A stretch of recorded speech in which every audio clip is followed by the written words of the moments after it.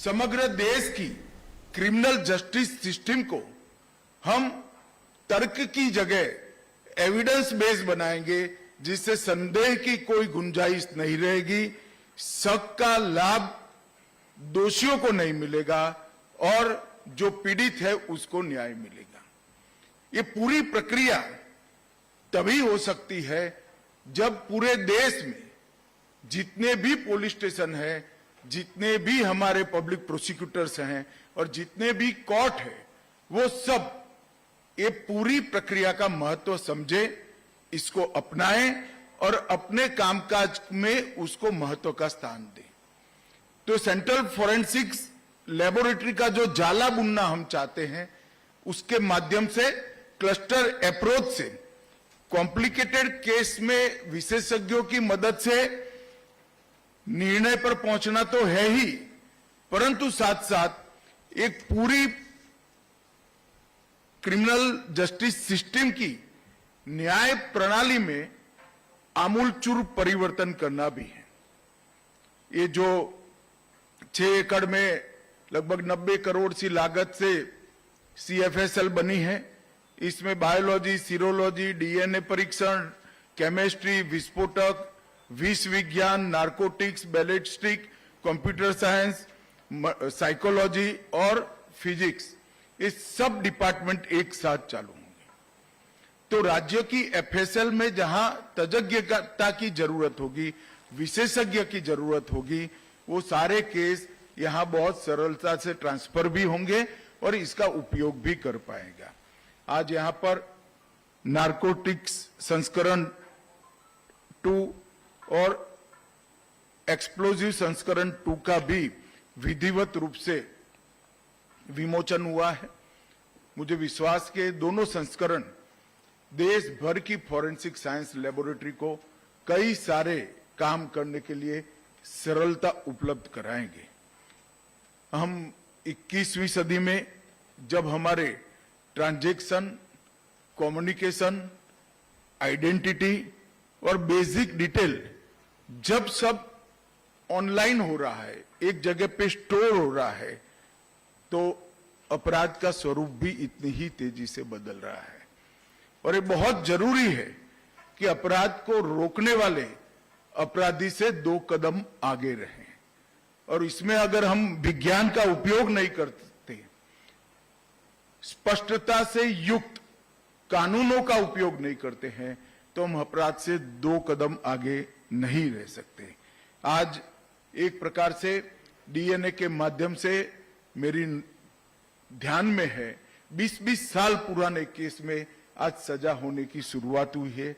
Forensic audit से बड़े बड़े आर्थिक घोटाले भी अब बाहर आने लगे हैं और एक नए एरा में हमारी क्रिमिनल जस्टिस सिस्टम पहुंच रही है। Mobile forensic, call details analysis, app uses का ट्रेस और साइकोलॉजिकल प्रोफाइलिंग ने एक हमारी आपराधिक न्याय प्रणाली को नए एरा में पहुंचाने में बहुत बड़ा योगदान दिया है। मित्रों, जब मैं यहां आया हूं तब भारतीय न्याय संहिता, भारतीय नागरिक सुरक्षा संहिता और भारतीय साक्ष्य अधिनियम BNS, BNSS और BSA उसको भी जरूर जिक्र करना चाहूंगा।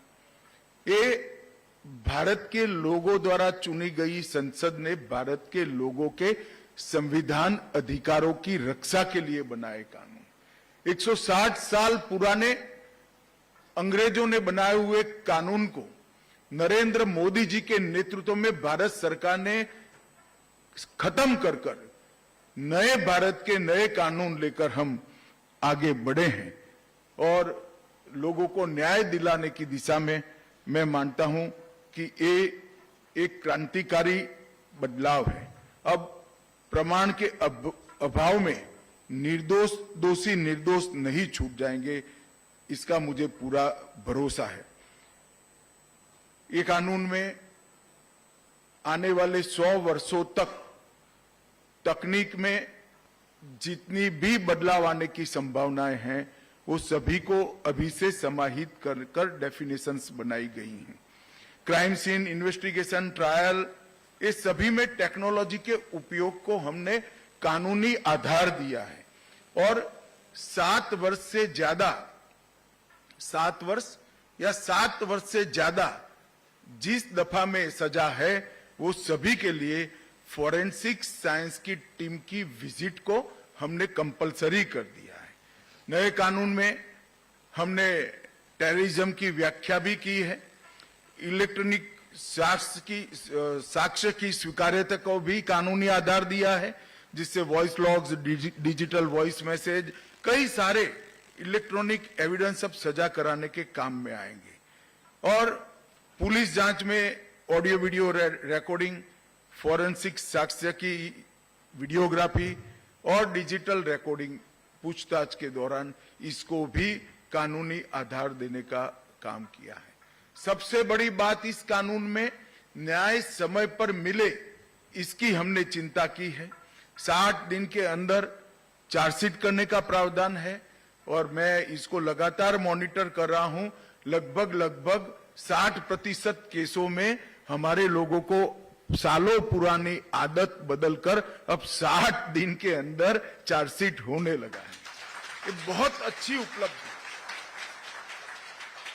1 साल के भीतर 60% केसों का चालान 60 दिन के अंदर होना, ये बहुत बड़ी उपलब्धि है हमारे लिए। और जो विशेष प्रकार के केस हैं, इसमें 90 दिनों में ट्रायल पूरा किया जाएगा। ट्रायल इन एब्सेंसिया, उससे देश छोड़कर, भगोड़ा होकर, विदेश में बैठकर अपराध कर कानून की रीच के बाहर जो रहते थे, उनकी अनुपस्थिति में भी ट्रायल हम करेंगे, उनको सजा भी सुनाएंगे और सजा सुनाने के बाद पूरे देश में कोरोना